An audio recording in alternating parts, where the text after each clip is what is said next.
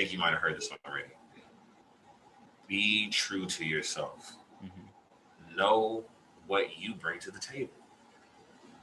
As a policy analyst, reading and writing, those are the technical skills. Hmm. A lot of us have those skills. But for me, I love collaboration. I love working with other people, right? Hmm. So that's what I make sure to bring into my role. So I'm always trying to figure out how we can work better with each other as well as others. And that's allowing me to excel in my position. That's not something that people ever told me, right? It's like, know what your strengths are. Know what it is that you're good at Hmm. that's outside of these technical skills and actually incorporate those. So that's like the big takeaway. Know what you're good at. Know what the things you like to do. Like,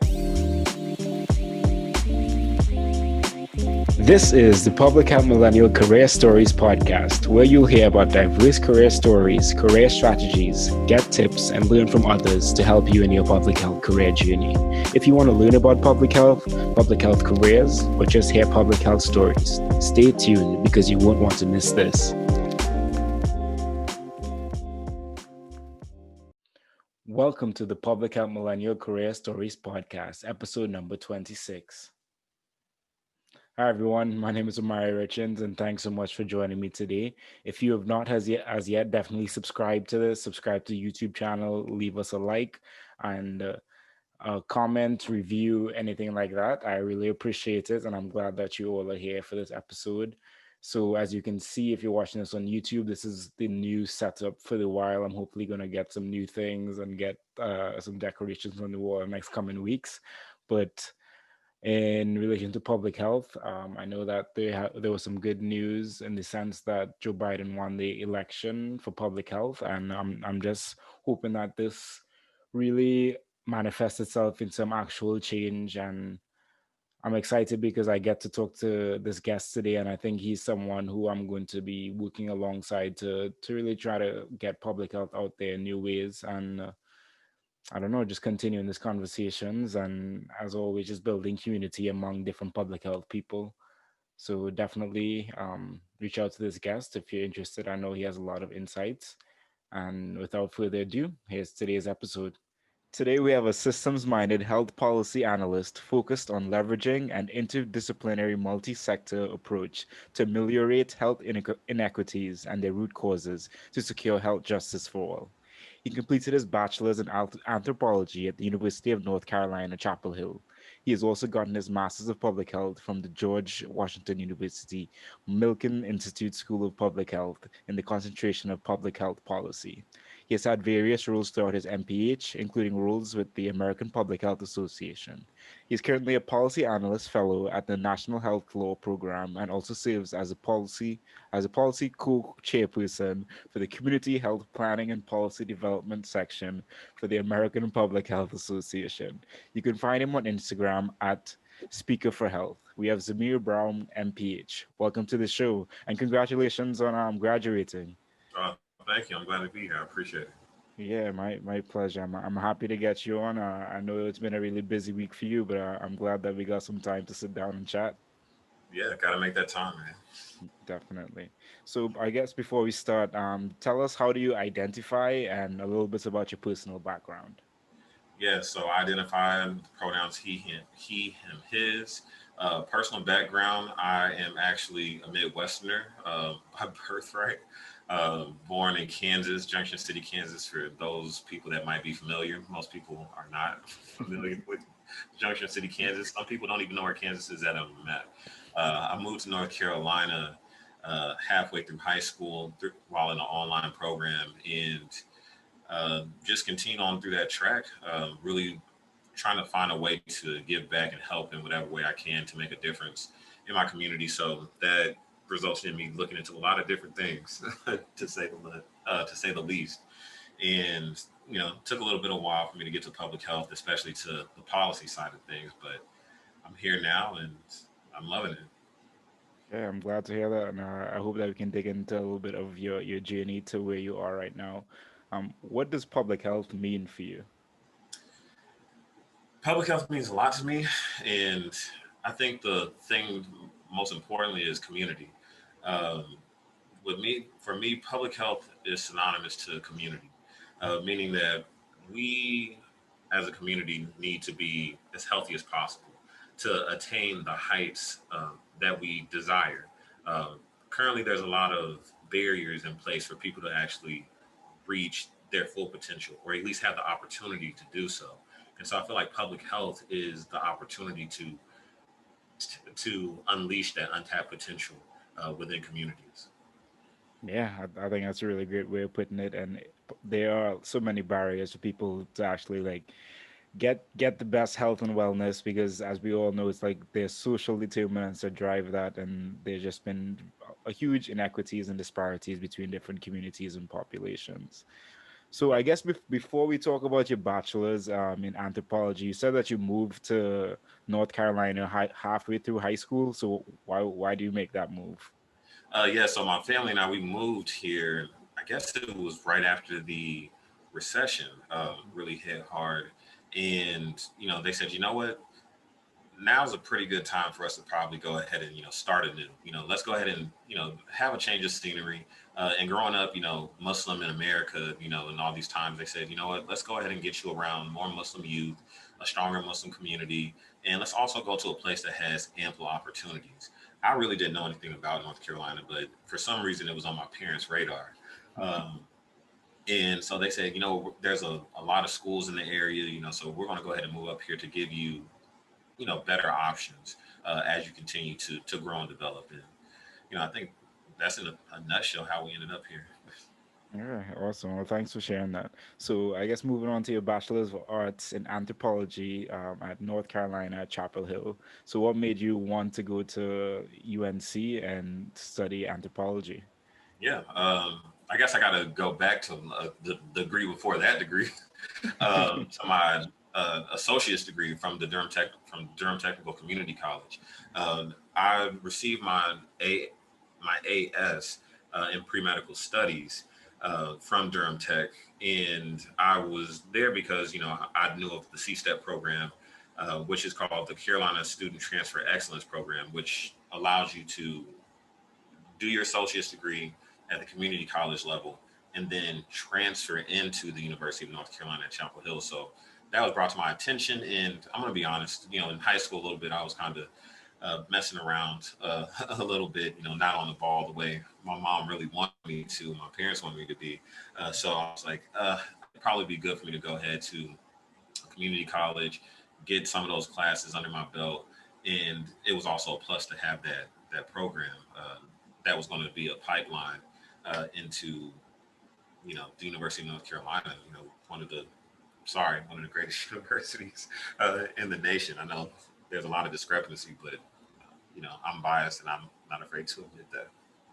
Yeah, awesome. So that sounds like a really cool program, and I feel like that's a step that I feel like a lot of people don't talk about doing an associates at a community college and then go into a 4-year degree. I know a lot of people in my undergrad came in from community colleges, and I know just the money saving as well as you get to kind of like live by yourself in a kind of way. It's a little different, but I think there's a lot of value in sharing that because not many people know about that.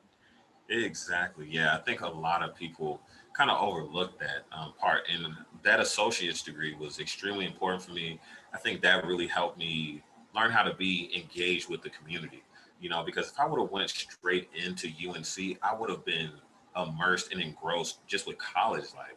I would have thought everything just revolved around just college activities, but a community college, they, especially Durham Tech, they really put that community in there. And going back to what I said earlier, community is extremely important to my definition of public health. And I think some of that came from the community college experience and just also witnessing a lot of that engagement and involvement from my family with trying to support the community. And so just that step was very, very integral for me. And like you said, it saved a lot of money. It saved a lot of money and helped me focus a lot more. But we'll we'll get to the focus part when we start talking about UNC.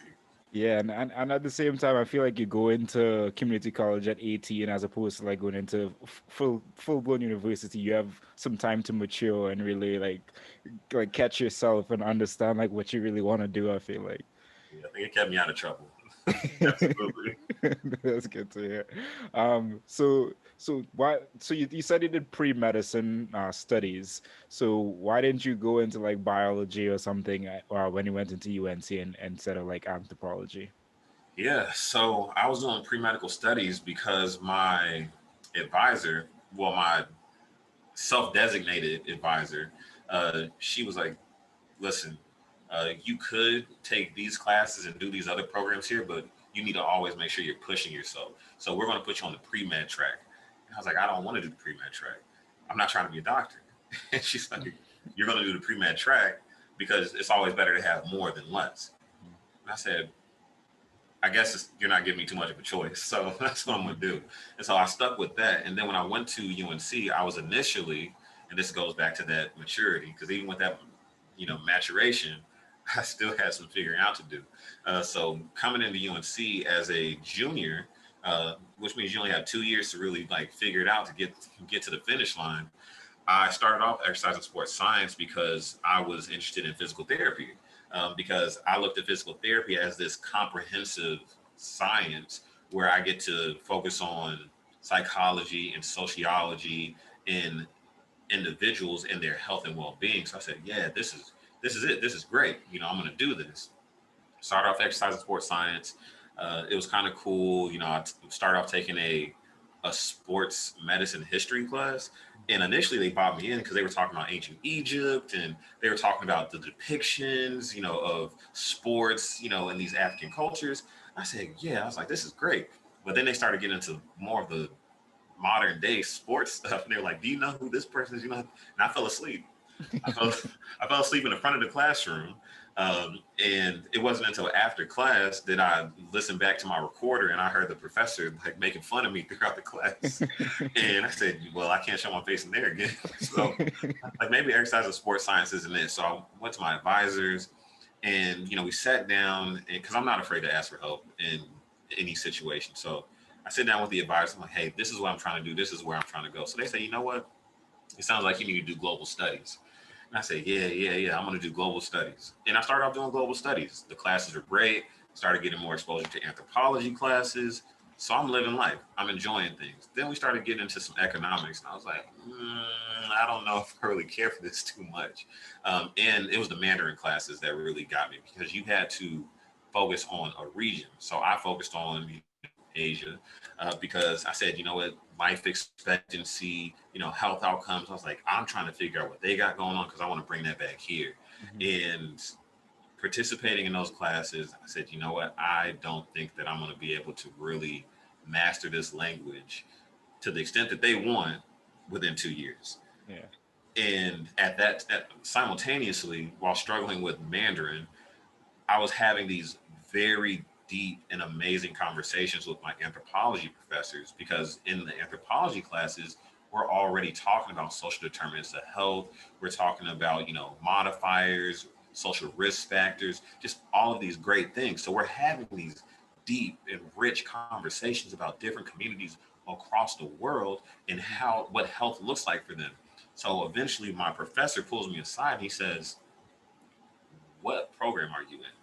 He said, because you're not on my roster of being an anthropology student. I said, yeah, I'm a global studies student. He was like, why? I said, because of blah, blah, blah. He said, you know what? You and I, we're going to walk, we're going to get you out of global studies and we're going to get you into anthropology. And that's what we did. We walked right over, we did that. And I stuck with anthropology all the way through. And because I was still on the pre-med track, that's how I ended up minoring in chemistry also. Okay, that's really. I didn't expect that. Yes, that's a little lengthy.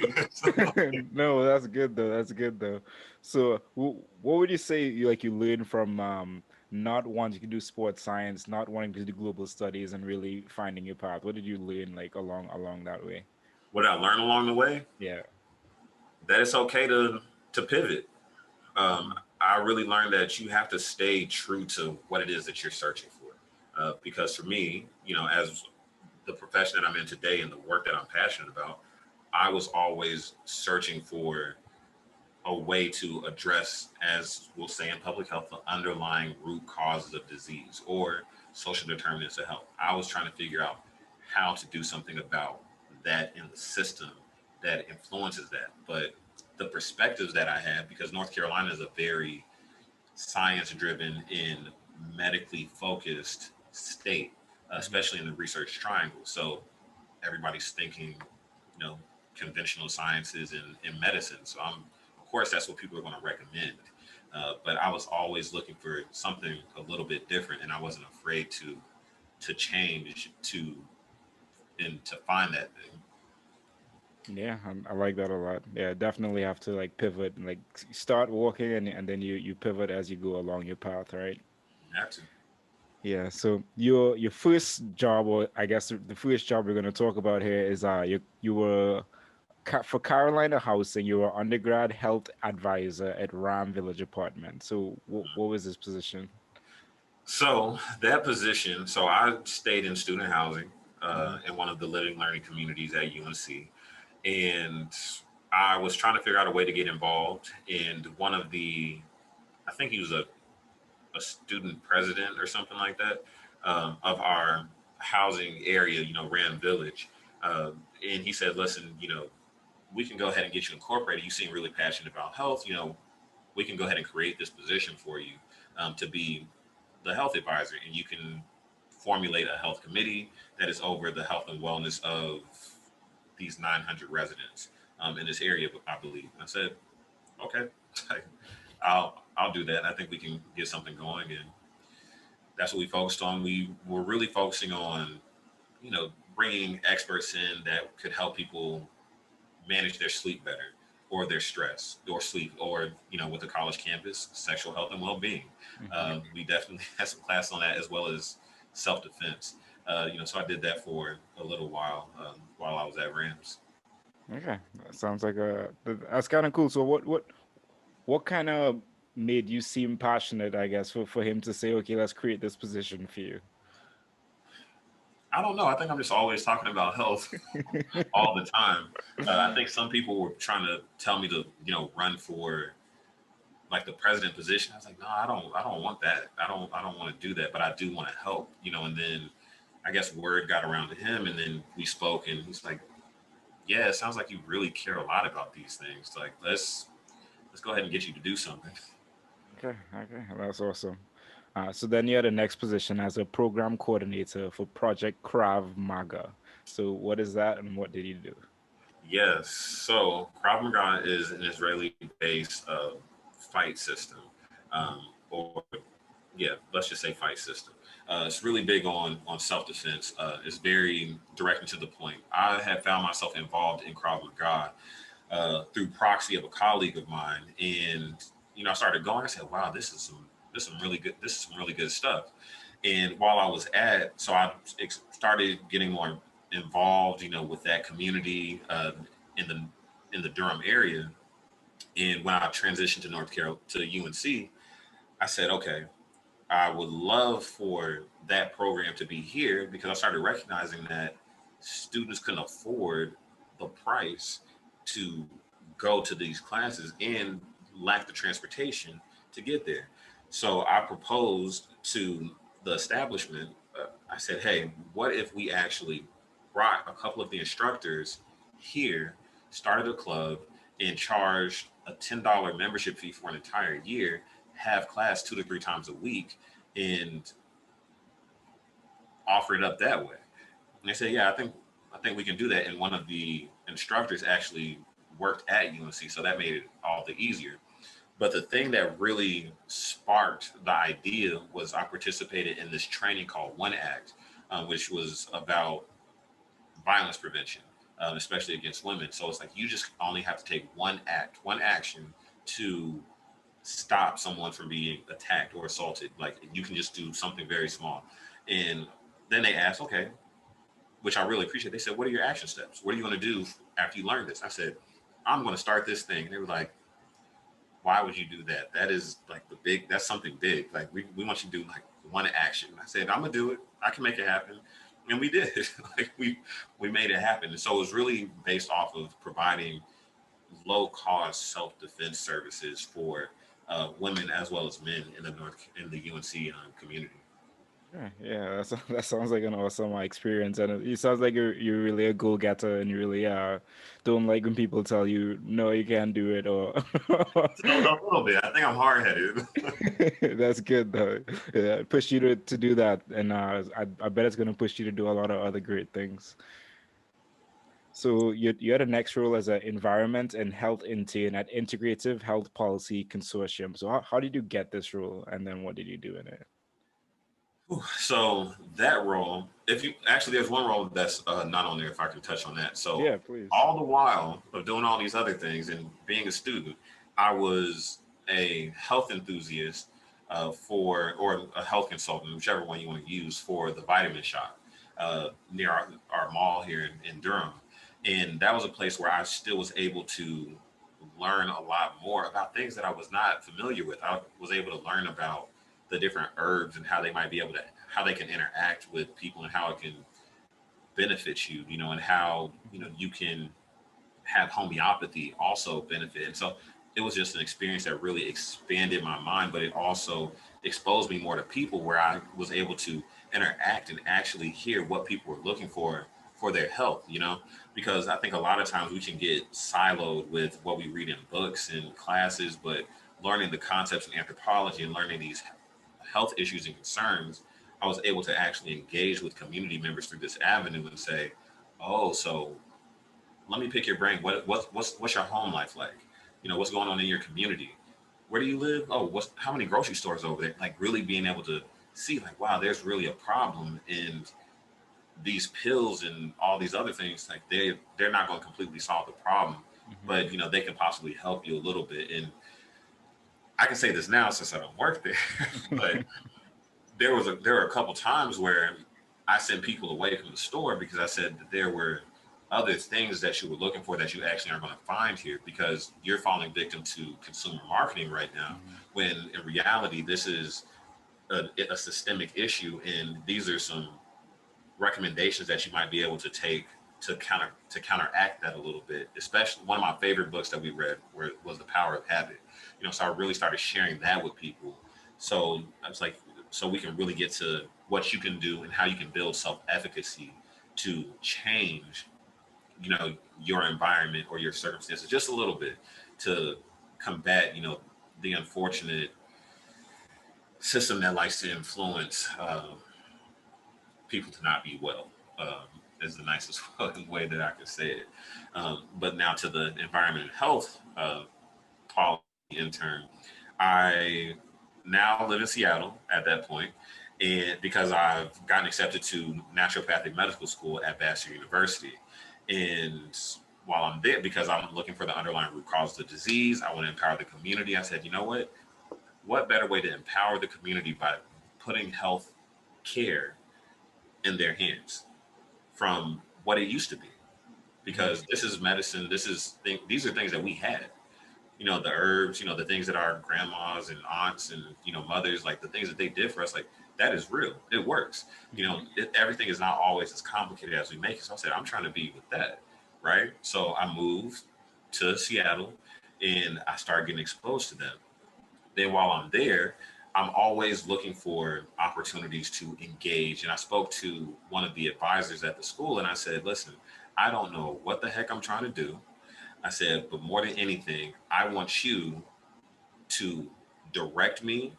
I said, I have the energy. You just direct it. Just direct it. And so one day, I'm just in the hallway, kind of relaxing. At this time, well, not even at this time. I love wearing suits.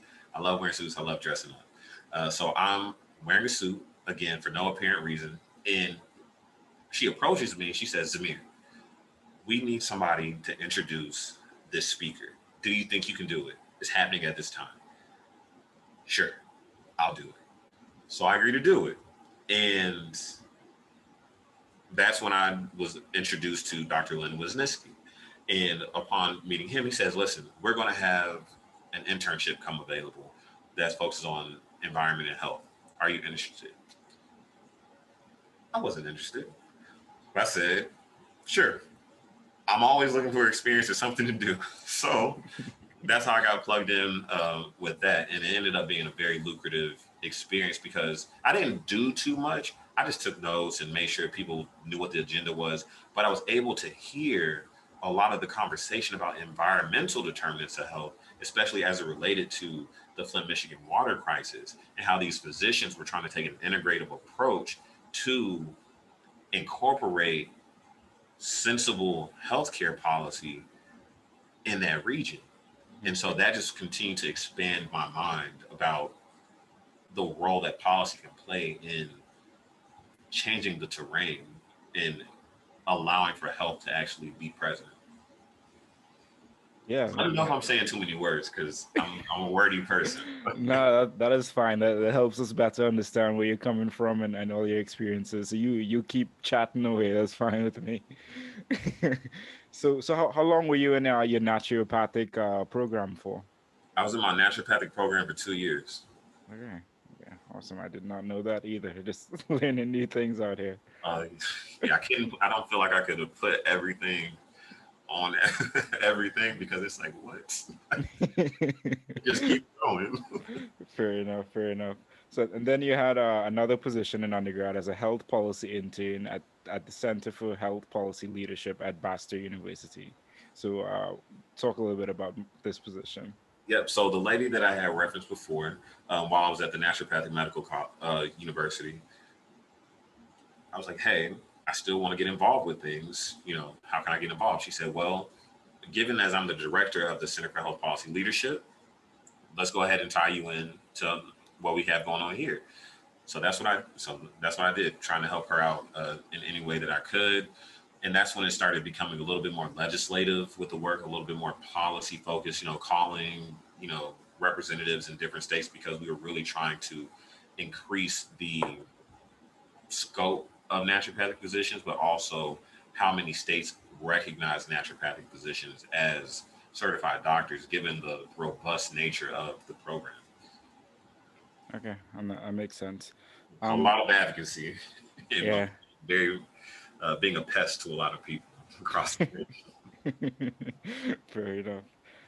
So what really made you want to decide to pursue your MPH? Like what moment was it really like, okay, I'm gonna do this? Everything was leading up to it, but I think the biggest moment that caused my last pivot was when I was in the clinic, the Bastyr Clinic in Seattle. I saw an older black couple, and they had traveled a pretty good distance. I believe it was about 45 minutes to an hour to get to this clinic because they knew that this medicine worked, that this care would be great. And while I was there are just so many different things that were going through my mind. I was like, wow, it was so difficult for them to get here, and they cannot continue to come all this way to get this care. And then I started to really think, I said, where do people get sick?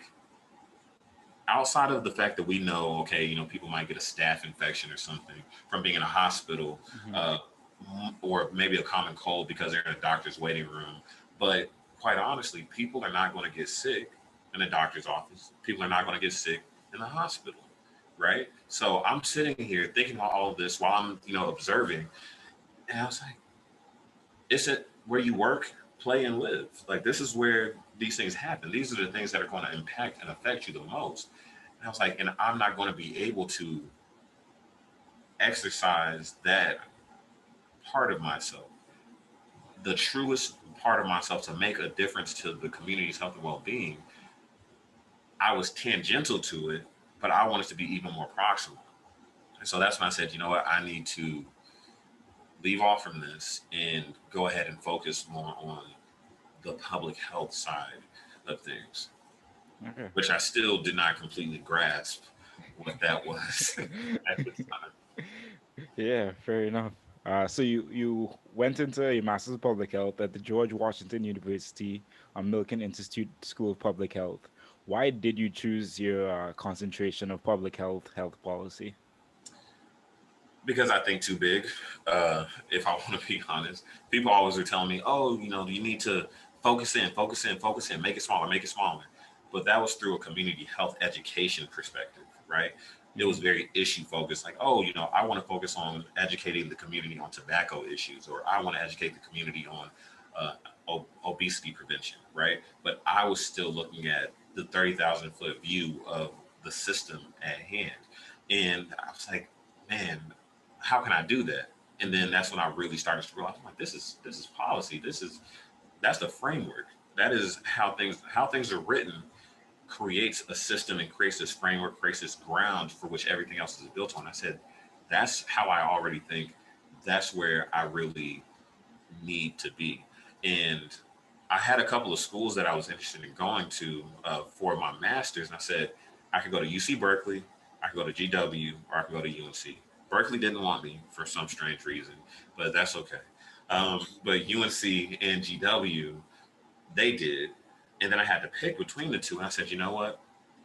Both of these schools, their programs are great, but I know that I'm going to move back to North Carolina, and I already have the UNC connection. So let me actually go ahead and expand my network further and participate with the George Washington University, and let me go ahead and get a degree from the policy epicenter of our nation, if not the world. And that's why I went with GW. Yeah, yeah, that makes a lot of sense. And yeah, it is a really great program, and that's really smart on you to think about. I've already been in North Carolina. I already have established those networks, and I've juiced those for the while. Let me help myself to a new area and a new part of work, and really expand that. That's really smart thinking there. Yeah, I'm still working on the North Carolina network, but having that UNC and GW connection definitely has been very beneficial. Okay, that's awesome to hear. So you were a interim executive director at Vision Beyond the Eyes Incorporated, and this was like when you just started your MPH. So I was looking at this like this doesn't make sense, but I'll let you speak on this. Yes, so I started off as soon as I got back to North Carolina. Before I even got a paying job, I had met. So, oh, man, I just happened to be on a flight one time with it, and I sat by this gentleman, and he said, "Man, you look like this particular celebrity."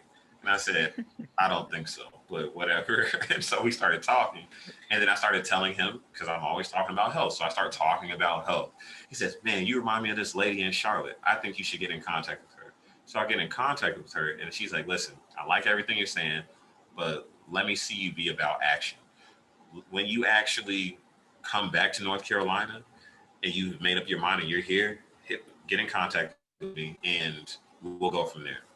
So I moved back to North Carolina after getting accepted to GW. I'm living with my parents again at the time, and I drive up to Charlotte, connect with the lady, and she's like, "These are the things that we're trying to do. What do you think?" I said, "Okay." "Okay. I think I can definitely get behind that because Vision Beyond the Eyes was focusing on ameliorating homelessness in the Charlotte area." And I said, "I like that. I like that. Homelessness is a major issue. Let's go ahead and do something about that."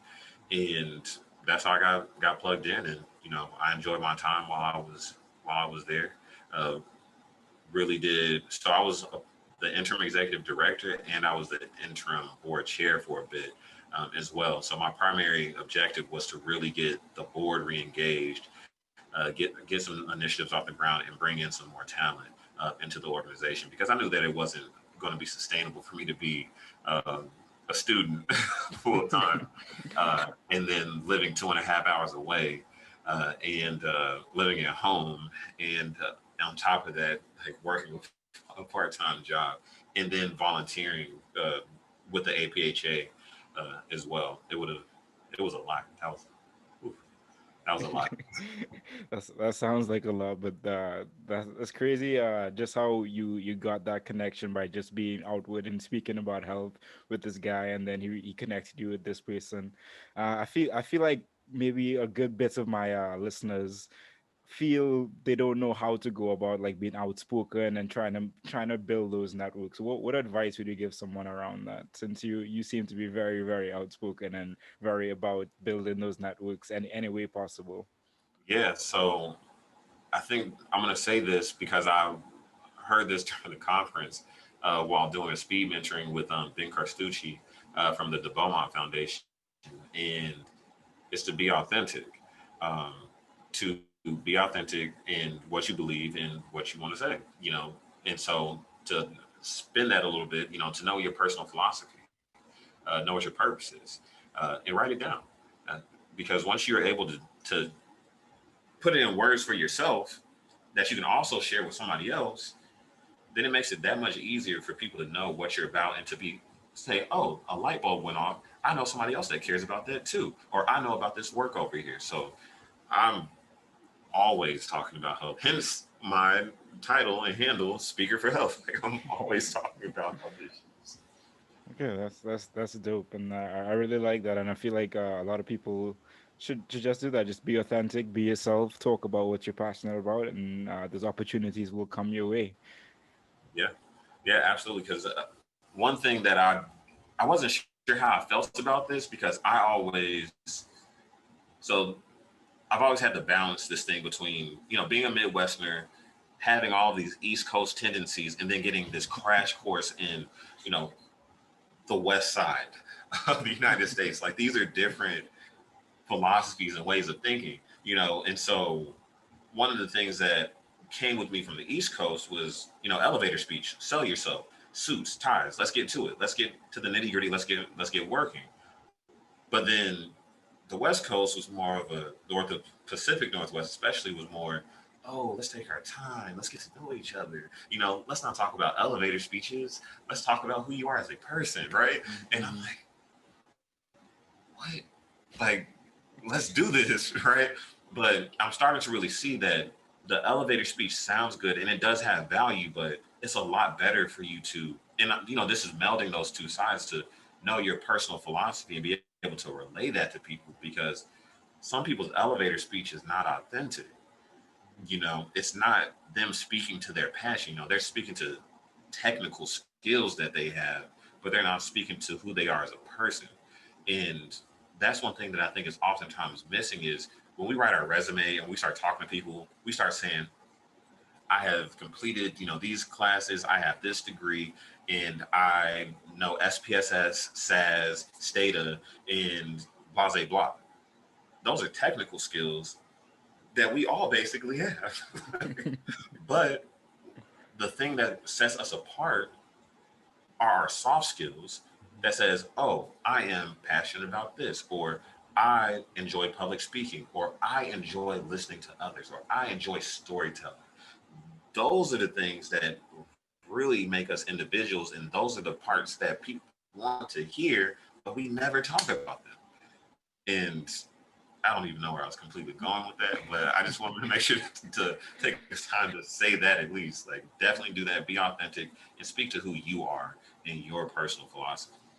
Yeah, and I think that's so true to like building real relationships, and because you have to be authentic with people, or people just like see right through like your crap, and as you said, Oh, like yeah, we all have those certain skills and things, so it's going beyond that and showing who you are as like a personality, and then really having your personal brand shine through.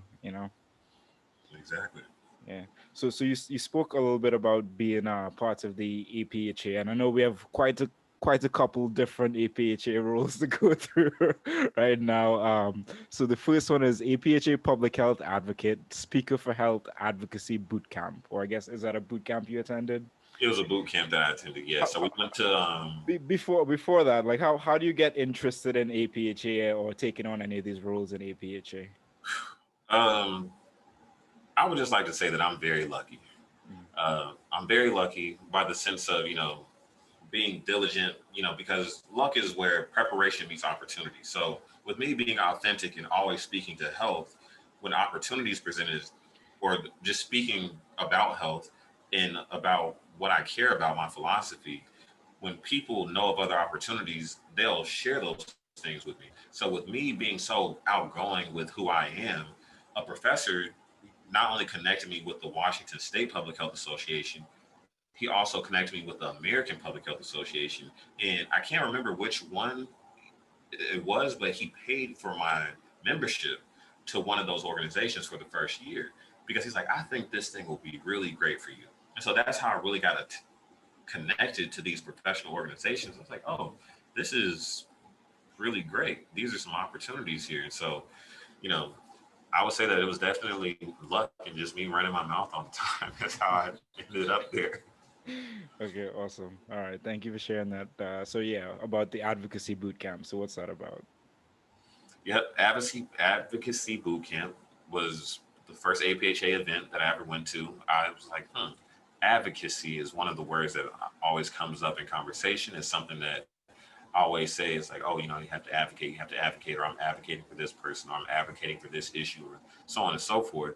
And the APHA had one, and I said, you know what? I'm moving back to North Carolina, so let me, after I go to Canada for a brief period of time to unwind, let me go to this boot camp. So not too long after I got back, before completely unpacking, I went up to the boot camp, and that's when I really got exposed to. I think that was even my first time in DC, also, and I got exposed to a lot of highly skilled, very passionate advocates and policy enthusiasts and public health professionals.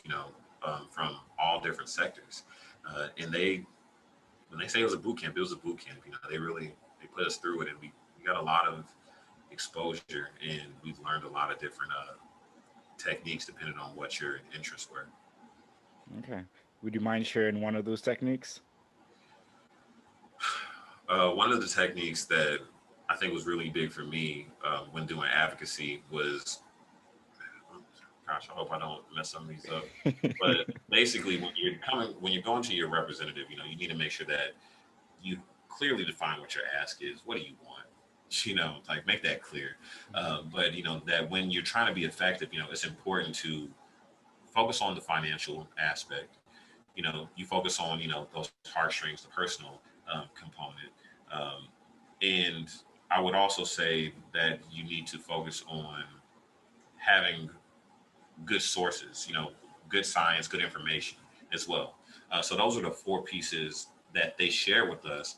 But then one of the things that myself and others in the group kind of we brought up was that don't people become jaded from that same process, kind of over and over again? Um, could there be another component added? And so the conclusion that I came to was that it's very important to also add social capital to that as well, because all of those other things are great, but if it's not coming from a person that representative respects or cares about, then it could still very well not have the impact. So I always, with advocacy, like to do all of those other things, but I also like to send it in a nice package, that they'll be more tempted to open.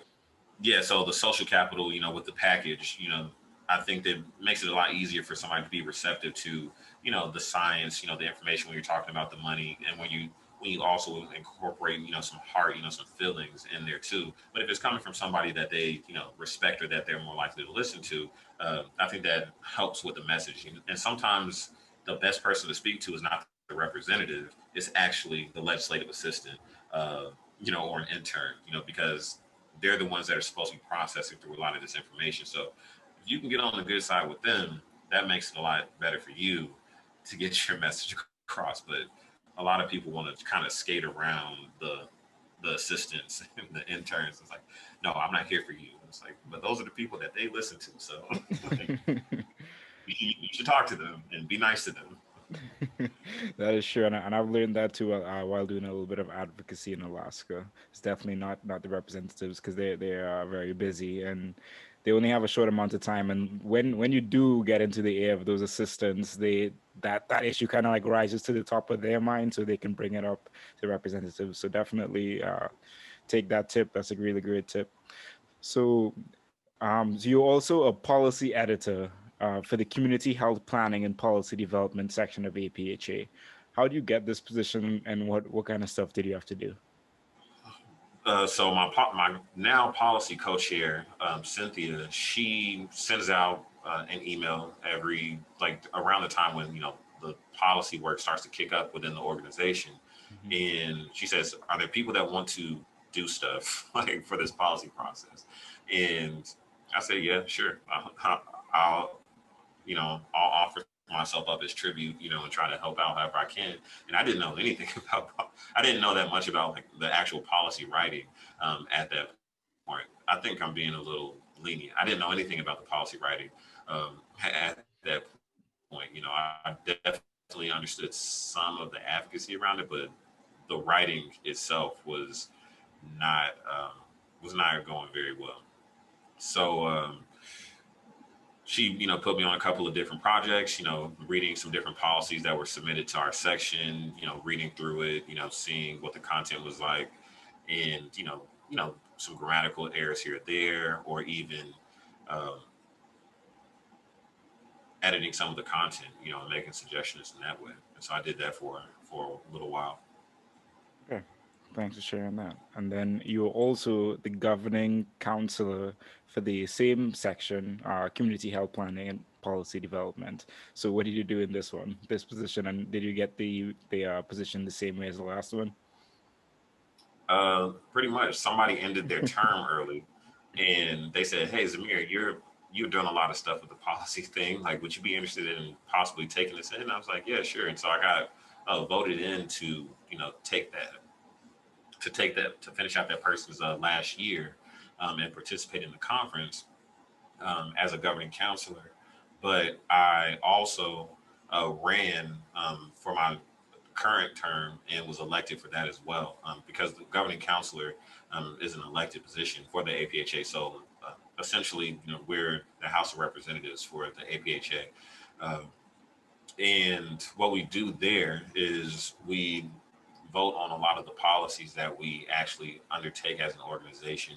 A lot of governing counselors actually write those policies, but I think the biggest responsibility we have is to represent the interest of our constituents or the members within our section and what that section is supposed to stand for as we vote and make decisions for the organization uh, and what it looks like and what we focus on. Okay. And talking about sections, let's say like somebody recently joined or is going to join APHA whenever they listen to this. Like, how would you tell them to go about picking their sections? Follow that philosophy that I hope you're going to be writing down, that personal philosophy. The sections, the names are pretty, you know, comprehensive. They pretty much tell you what it's about. Epidemiology is about epidemiology. The law section is about law. So definitely sections that you're most interested in. Yeah, so pick the sections that you're most interested in and participate in those sections. And if you don't like your section, you can switch.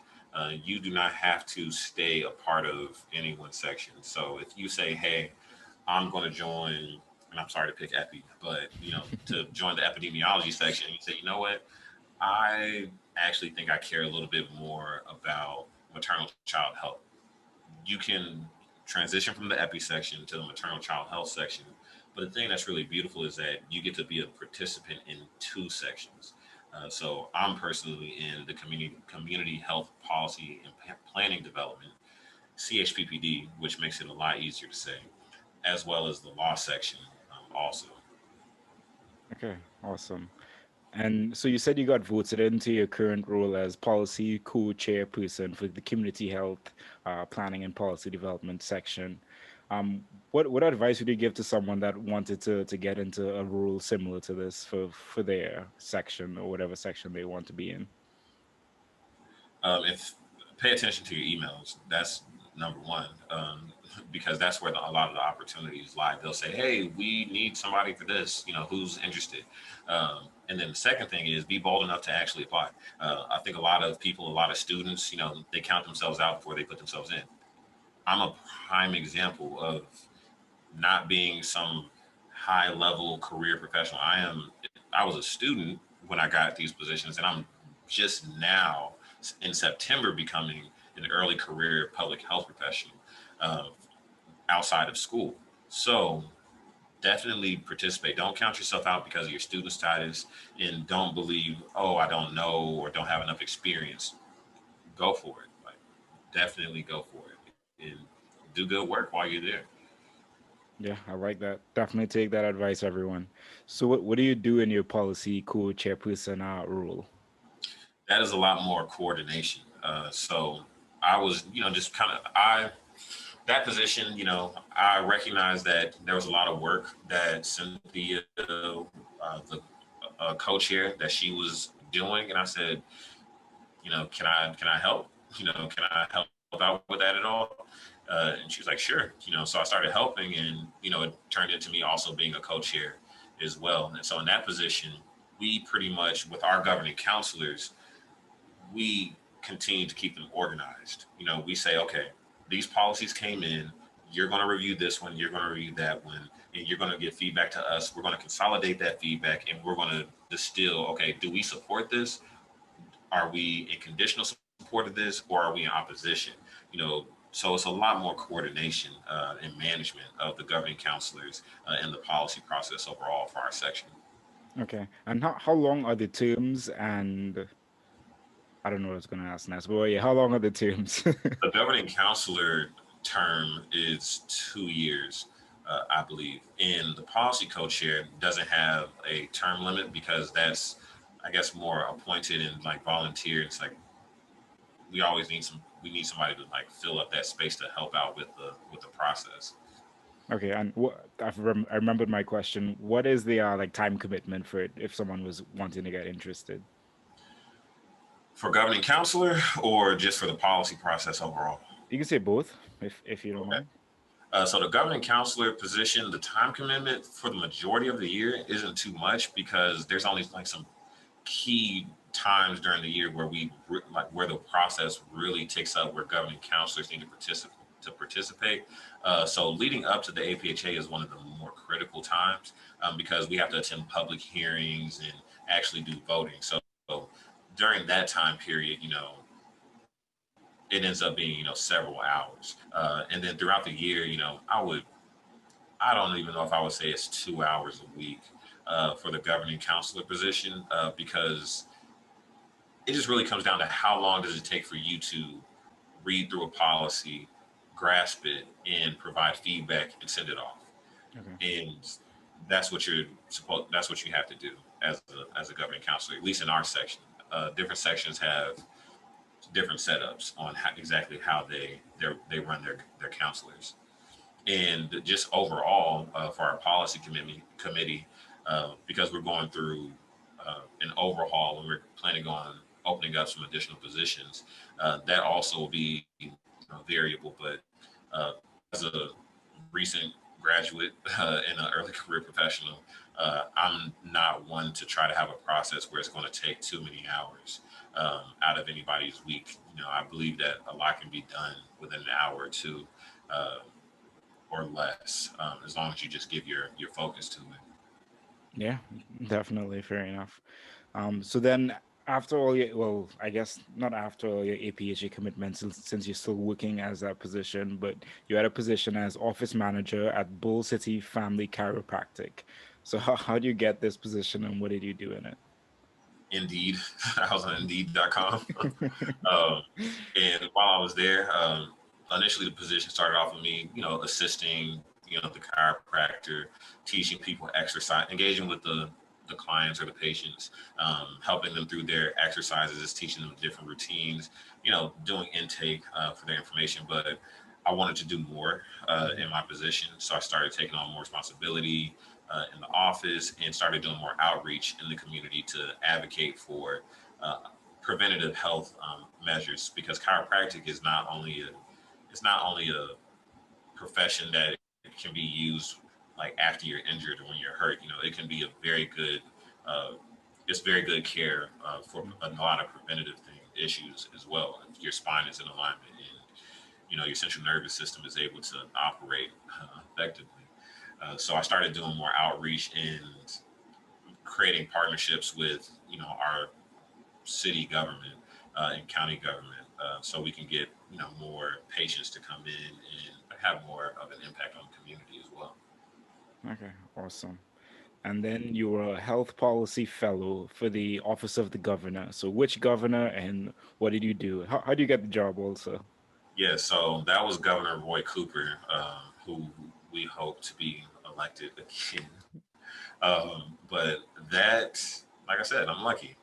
So I was looking for a a practicum through GW, and I didn't want to do something, I guess, regular. I wanted to do something that was going to be impactful, and so I was calling and bothering a lot of different organizations, a lot of different people, county commissioners, our public health board, state representatives, you name it.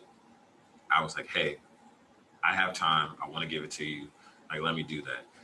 And some people were like, we just don't have anything for you to do. Like, nothing like that. It's like, okay. And then I was really getting close to giving up. Like, I can't believe I'm actually saying this, but I was getting close to giving up. And I went to a friend's wedding in South Carolina, and I just happened to sit by this very, very nice lady. And we started debating about which one was more important, public safety or public health. Which one, not which is more important, I should say, but which was overarching. Because I said, public health influences everything else. And she said, none of that matters if people aren't safe. And I was like, I don't really agree with that. So we're going, we're having a very nice conversation about that. Very respectable. And the wedding is nice, everything is great. And by the time it's over, I start to realize that she is actually a part of senior leadership for the North Carolina Department of Public Safety. So she knows what she's talking about, and I don't. And we had a great conversation. And she says, listen, I'm very impressed with you, young man. I want to do anything that I can to help you. Please stay in touch. I have business cards made for myself, personal business cards.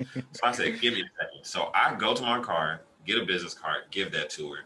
I didn't want to hit her with the resume because I didn't want to be too intrusive. But I always make sure to keep that on standby and ready. But I gave her the business card that pretty much laid out what my resume was. Gave that to her, took down her information, got back to North Carolina. I followed up. We got Starbucks. We talked. I told her who I was, and I told her what I wanted to do. And she reached out to her friends in the Department of Public Safety, the Department of Health and Human Services, and the Office of the Governor. All three of these places got back to me in less than 24 hours saying they wanted to have a meeting. Yeah, so after 24 hours, they all reached out to me and they said they wanted to meet. So I scheduled appointments with all of them. And I met with the different groups, the different agencies, and I opted to go with the Office of the Governor because it allowed me to do some work for the Department of Health and Human Services and a little bit of work for the Department of Public Safety.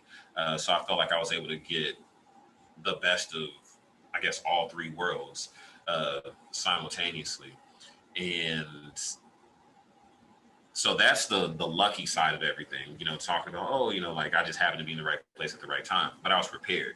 I had my business cards. I knew what I wanted. I knew who I was, and I followed up and had my resume and all these other things, ready to go Mhm. as well, and I have a very specific interview packet that I like to give people, and I meet them also. So I had all of those things together, because like I said, luck is where preparation meets opportunity. So I was prepared. Opportunity presented itself, got lucky.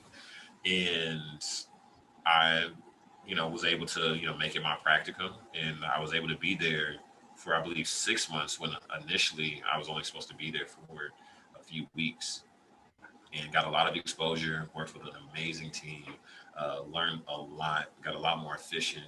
You wouldn't tell from how I'm rambling right now, but it definitely helped me elevate and learn a lot more about the administrative side of things with policy. And I mean, it was great.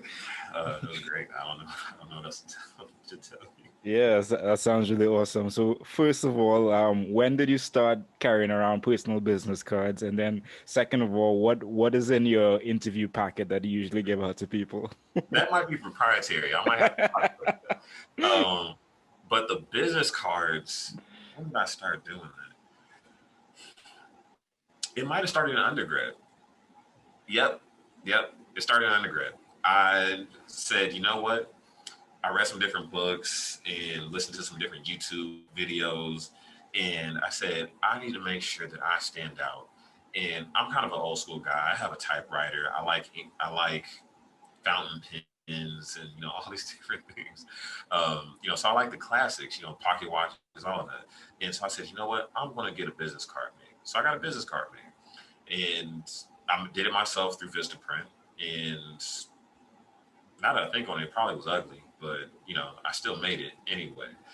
And that's when I started using that, and it was always well received. A lot of my colleagues and classmates and friends made fun of me. They were like, "Dude, nobody uses business cards. Why would you do that? Like, that's ridiculous. Don't do a business card." I was like, "I'm gonna do a business card. This is gonna work for me. You do you. I'm gonna do me. I'm gonna enjoy these business cards." But the professionals, they're like, "A business card? Oh my gosh, how old are you?" So it was a point of conversation, but it also was this memorable experience that people had. They were like, "Wow, this 20-something-year-old just gave me a business card." What? So when I called them back, I could say, "Hey, Dr. Such and Such, or Mr. and Mrs. Such and Such, I'm the guy that gave you the business card." And they're like, "Oh yeah, you did give me a business card. I have it right here on my desk." And so we always had a point where we could start, and I saw that was working, so I stuck with that.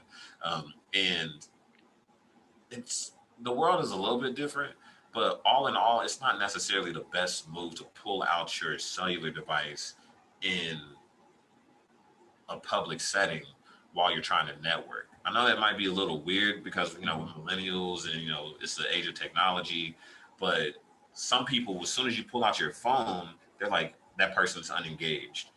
They're not really trying to network. But a business card allows you to continue to be engaged and to network and go ahead and give that person your information.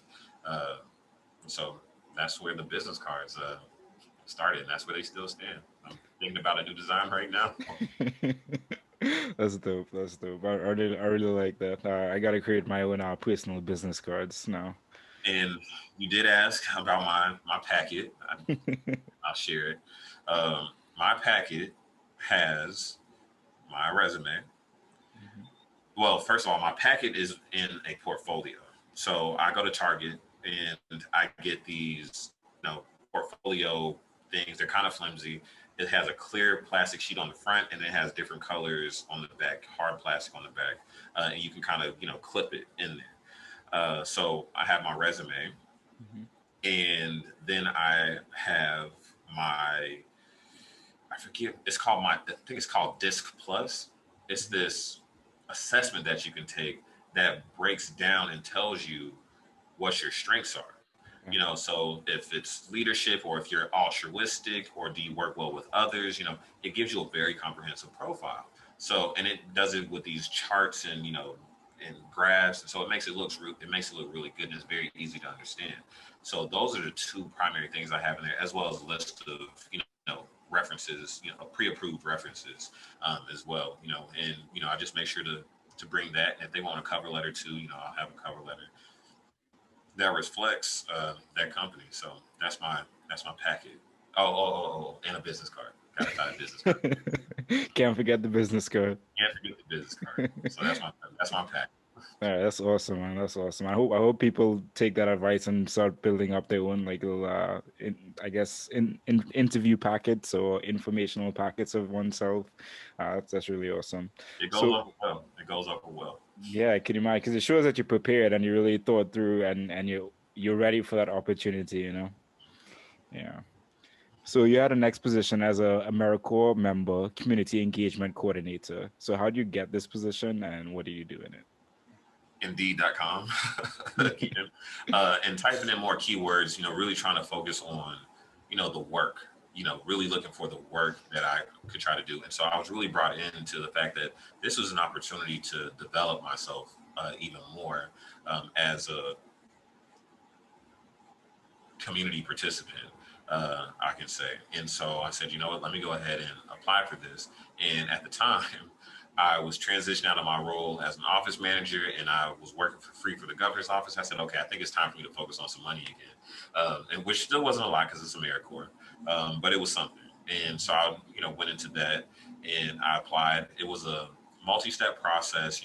Starts off with group interviews, and then it goes into individual interviews, and then from individual interviews, you have to get matched with a partner organization. So you have to do kind of this round robin interview experience with different organizations, sharing your resume and all this different stuff. And then you have to say who's your top organization that you are interested in, and then those organizations also have to say who their top candidates are to see how you get paired.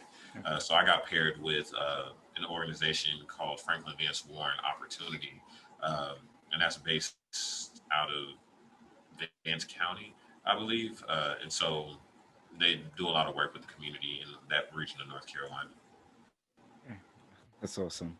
Um, so you graduated from your MPH, I believe, and then you started your position as a policy analyst, fellow at the National Health Law Program. Is that So I correct? started the position before I graduated, actually. So I started applying earlier, like, you know, before I think we even really knew what was going on with COVID Mm-hmm. at the time, which is kind of weird to say that there was a time before COVID. Mm-hmm. But I started applying to, different jobs, revamp my resume to this new extent.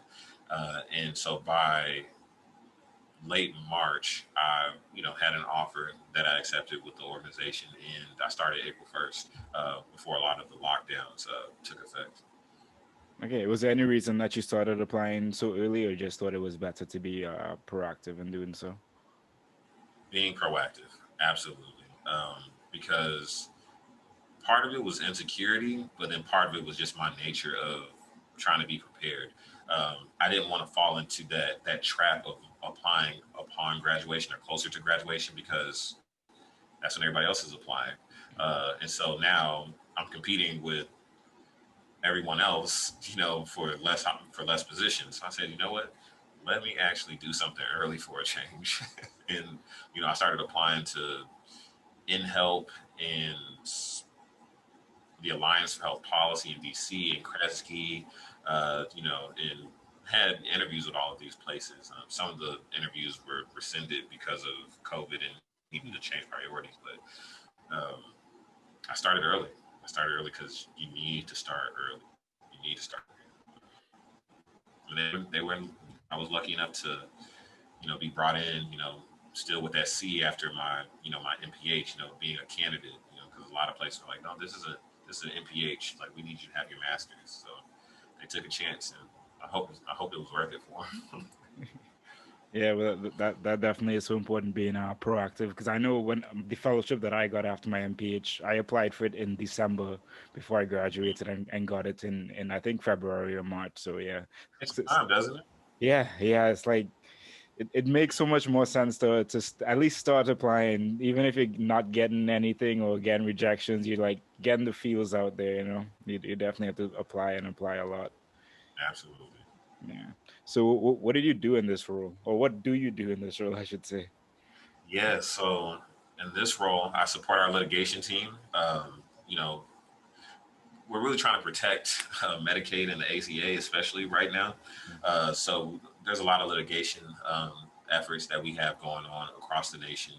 So I help with research, for language to use or specific data points that would really be important for cases, and just even seeing like where some problems might lie, where it might be viable for us to actually participate, because the organization is committing to um, protecting the health rights for all, especially the underserved and the underrepresented communities. So we're really big on doing that. So a lot of my work is supporting litigation.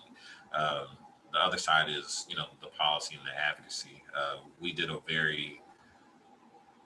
I led a very comprehensive advocacy blog series through these past few months, where we brought in everybody from all of our offices in LA, DC, and North Carolina to do research and to write blogs about different communities that have historically been marginalized and affected by systemic oppression, racism, discrimination, and that just have been treated as other, and that and how COVID was going to disproportionately affect them, but outside of just how it was going to affect them now, how it was going to exacerbate social risk factors going forward, and some solutions that could be taken to support those community, whether they be homeless or LGBTQIA plus, women, African American, or indigenous persons, and more.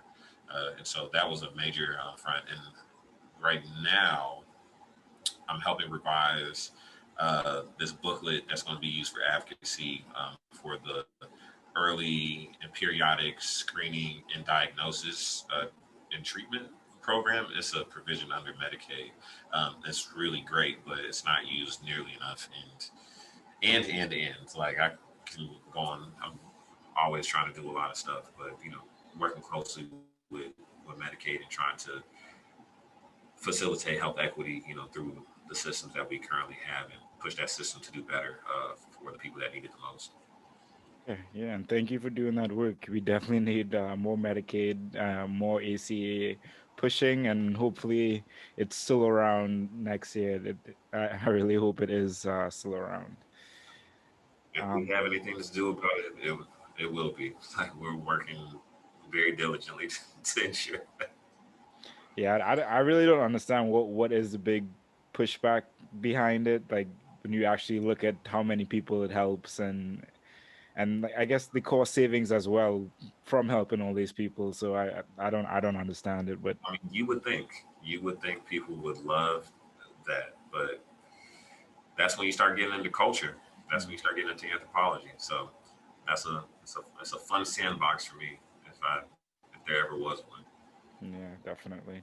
So I think you've been working in this position for like around 7 months. Have you ever had any like big lessons or big learning outcomes that have come through this time? Do not sign up for too many newsletters. There's too much information. There is so much information. My gosh. And that goes to organization as well. Make sure you have an organization system in place that works for you, and continue to revamp that and work on it, because it's going to be a fire hydrant.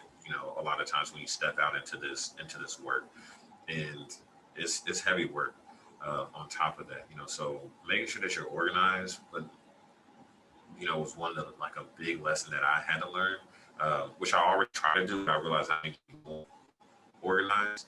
And I also recognized that I needed to make sure I had work-life harmony, which I learned in this organization because it's a very healthy work environment. And they're really saying like, look, take care of yourself, do what you need to do for you because it reflects in how you show up and do this work. And and I don't even know how to completely explain that just yet. I'm looking at my like desk as I like think about this. It's really important to take the time you need because especially working from home, it's very easy to not stop working. And then right now with public health, everything is always public health on the news and the conversations, and it's always something big going on. But sometimes it's okay to just pull back a little bit. And for me, the way I pulled back was not by turning off the news, but to actually give up some control and understand that everything is not my responsibility. That I have my little slice of the pie, my little slice of the work that I have to work on, and I need to do that work effectively and excel at that. Because if I continue to focus on everything else that is relevant, yes, but that I can't necessarily do anything about, and I'm trying to work on that too, I'm never going to feel like I'm making any traction or progress. So I think that's how I pulled back and started to get a little bit more harmony and to understand that this work isn't going anywhere. And I think sometimes we get caught up with like, we need to do this now. We need to do this now. We do need to do this now, but we can't burn ourselves out in the process.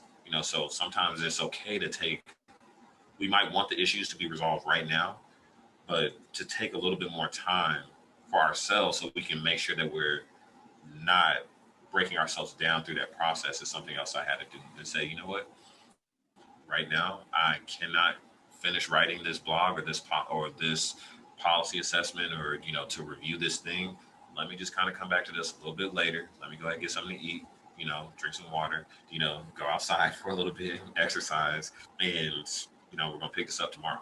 And then when I have that separation, usually I come back with so much more energy and with solutions that I didn't have when I was trying to force myself to solve it at the time, because it's like when you walk outside in the community, you might just see some random thing, some dogs walking by and you're just like, that's it, and then just kind of go off of that. But maybe that's just how my brain works. But, you know, definitely that work life harmony and being organized have been imperative. But the big thing I have to share is, are you ready for this? I'm ready for it. I think you might have heard this already. Be true to yourself. Mm-hmm. Know what you bring to the table. As a policy analyst, reading and writing, those are the technical skills. Mm-hmm. A lot of us have those skills. But for me, I love collaboration. I love working with other people, right? Mm-hmm. So that's what I make sure to bring into my role. So I'm always trying to figure out how we can work better with each other as well as others. And that's allowing me to excel in my position. That's not something that people ever told me, right? It's like, know what your strengths are, know what it is that you're good at Mm-hmm.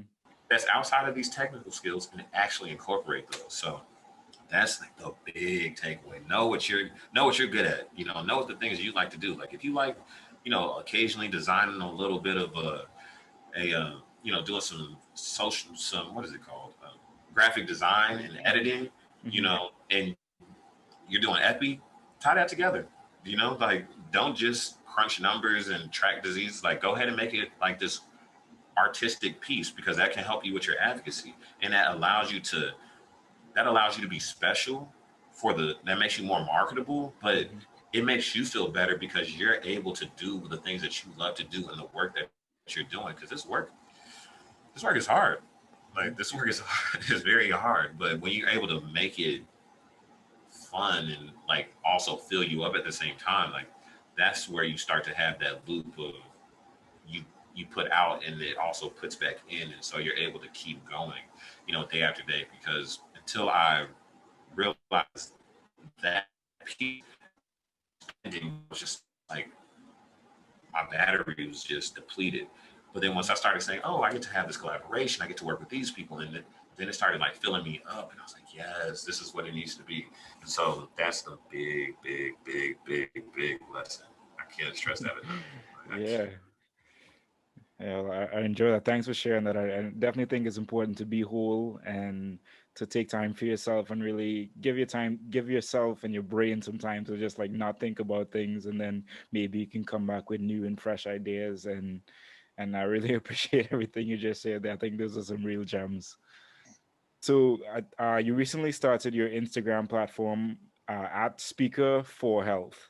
Uh, what made you want to start this platform? That platform because I wanted public health to be more engaging. I wanted it to be more accessible. Unfortunately, not a lot of people really grasp what public health is, and I think Mhm. some of us in public health don't even grasp entirely what public health is and how expansive it is. And the more that we can make it more engaging, uh, I think the better it is for all of us. And so I'm trying to bring, some fun, to public health because we're too serious. And I know that's ironic, coming from me, from people that know me, is that they're like, you do policy, you're serious.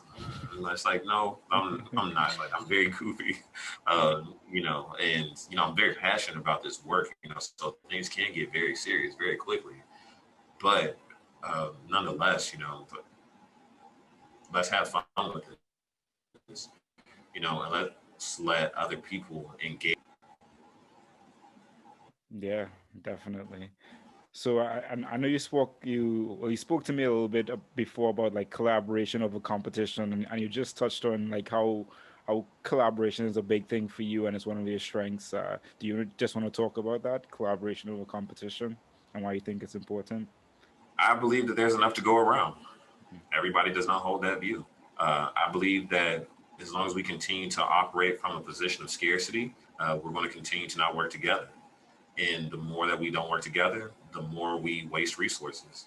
But if we start working together and we consolidate our efforts and we realize, hey, you know what, our issues are aligned in these ways, it will actually save a lot of time and energy, and it will increase effectiveness. And that's what I want, effective problem solving. And I think one of the things that really influenced that for me was back in Seattle, we organized a student union. Uh, and the idea of it was that we were not going to just be like a Black student organization. We weren't just going to be an LGBTQIA association. You know, those groups already existed. We were going to be an umbrella that says, hey, everybody's going to come to this table. We're all going to work together and we're going to actually talk about the issues we want resolved. And we're all going to agree to work with each other to solve each other's problems.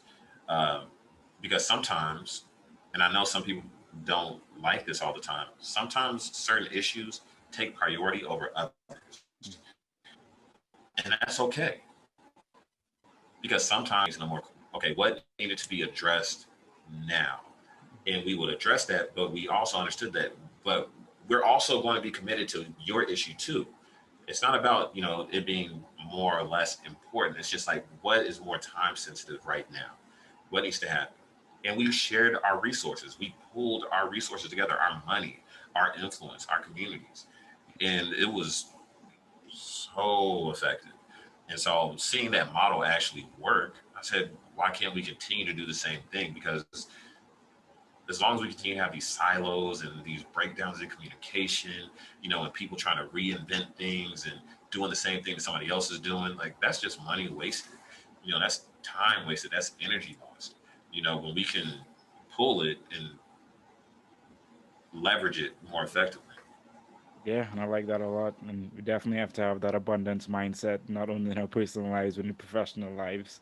And I think it's so important to have those different perspectives at the table to really move the work forward and understand all the different perspectives that are coming to the same work. You know. Um, so you had a recent Yeah. contribution to Harvard University's Harvard Public Health Review talking about Islamophobia and and and how health inequities are tied together. Do you know just talk a little bit about that paper? Yeah. So one of my professors, Hans Irfan from GW, he's a true like public health rock star. He's always going. I don't know how he manages to do it, but knowing that I was Muslim, he said, "Hey," he was like, "I got this project that I'm working on. Do you have the time to do it?"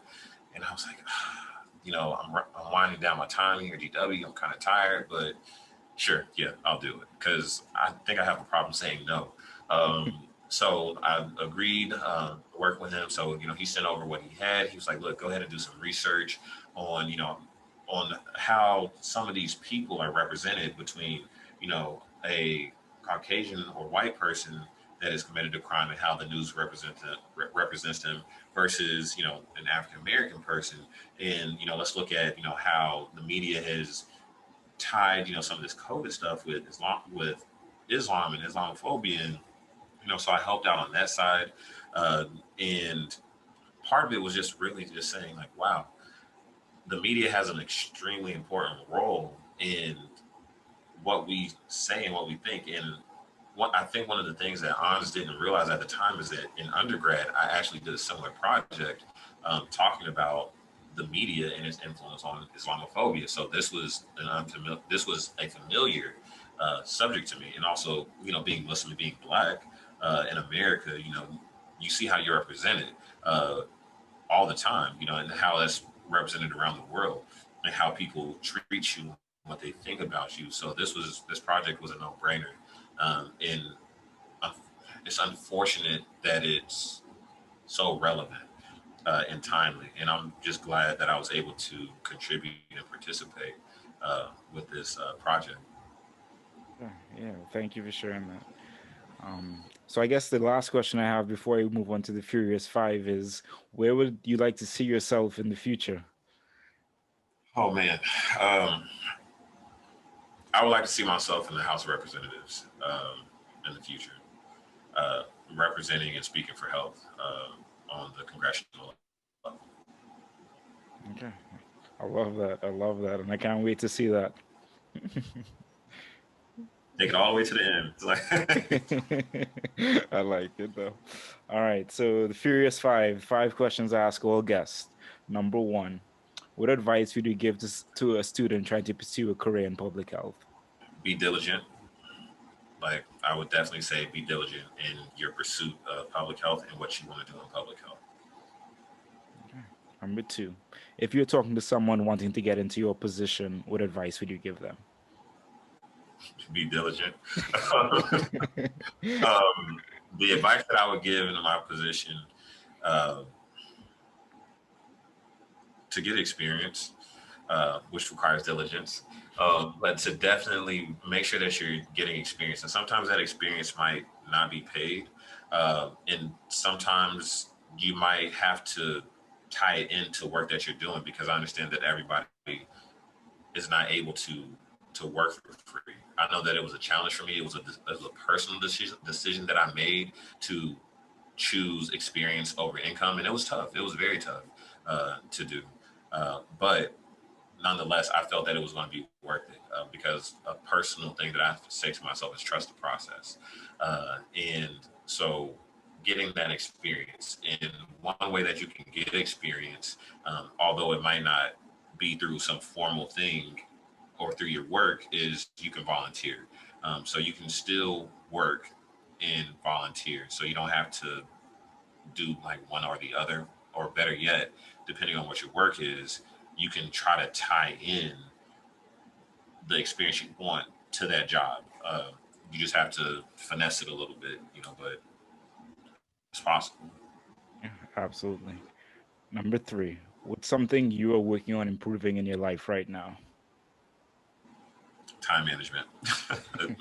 Time management is the thing that I'm trying to work on improving in my life right now.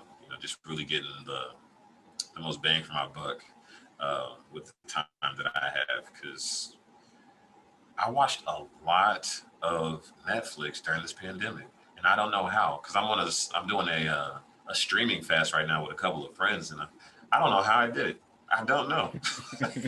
Seasons. Like I tell you. So I'm definitely looking at my time. And I'm like, wow, I really wasted a lot of time uh, watching Netflix and Hulu. I need to get better with this. Yeah, I completely understand that. And I think a lot of other millennials understand that as well. Number It's so four, easy. It's it so easy. it is, especially when they give you no time to say no for the next episode. It's just yeah, it's crazy. So number four, professionally, do you recommend anything? Oh man, I recommend a lot. Okay, I'm gonna go to my major thing. Uh, if you do not have a LinkedIn profile, you need to get a LinkedIn profile. And not only do you need to have a LinkedIn profile, you need to complete your LinkedIn profile. Mhm. You will know your LinkedIn profile is complete when it says you're an all-star. Do not stop until it says all-star. Finish and fill out all of the sections. Okay. And that goes to networking. Network and connect with people. Do that. Have informational interviews. Have those conversations. Learn, because that's when you're really going to start to learn, what does my resume need to look like? What are these industries looking for? You know, that's where all that comes from. So LinkedIn and network, like, make that happen. Like that. Yeah. Yeah, I think that's essential for any professional or any student just trying to get out there. So thank you for sharing that. And last but not least, Oh, and make sure that social media is clean. hmm, Like, also make sure that social media is clean, because people are going to look you up, and it will come up. I have had to look people up. Believe me, it comes up. Your Instagram and your Finsta, your fake accounts, the secret accounts you think nobody's going to find, we find them. We do. So think about that. Definitely, definitely. So last but not least, where can people connect with you? People can connect with me at LinkedIn. So that'll be linkedin.com/n/speaker, the number four health. Instagram, also speaker, the number four health. And Twitter, speaker, the number four health. Or they can email me, Zamir at alumni.unc.edu, or text me 919-213-1903. Uh, I always try to make myself available. Love connecting. As I said, love collaborating. If anybody wants to work on anything, pick my brain, uh, I'm here for it. Love it. Thank you. And I hope a lot of people reach out to Zamir because he has a lot of information and I look forward to just continuing to have conversations with him. So thank you so much for taking time to be on the Look podcast forward to today. that. Thank you. I really appreciate you reaching out and making some time for me. Yeah, of course, man. But let me ask you my one question. Okay. Since you asked me like 1,000, my one question. Are you ready for it? Yeah. What are we going to collaborate on together? Hmm. Like I was actually like during this podcast, I was thinking about like let's do like a monthly podcast or something like that. like two black men in public health or something like that, you know? Let's look into it. Let's look Uh, into it. Let's collaborate and let's do something because the public health millennial and speaker for health, like I think that's a mashup. I think that's a mashup. I think so too. I think we can do a lot of damage out there. Good damage though. A lot of good. I think we'll be infamous for the right reasons. Yeah, exactly, exactly. Well, I appreciate that question, and thank you so much for being on the show. Thank you so much for joining me today. I hope that this episode was very valuable to you. I know I enjoyed the conversation today, and I'm just looking forward to continuing to bring you all more conversations, more value, and just more community around public health. Definitely, if you've reached this far and you haven't subscribed as yet, definitely subscribe, like, leave a comment, leave a review. I would definitely appreciate it. You know, you can reach me on Instagram at the PH Millennial, and you can send me an email at the phmillennial@gmail.com. And I will see you all next week. Take care, everyone. PH Millennial out, or the Public Health Millennial out.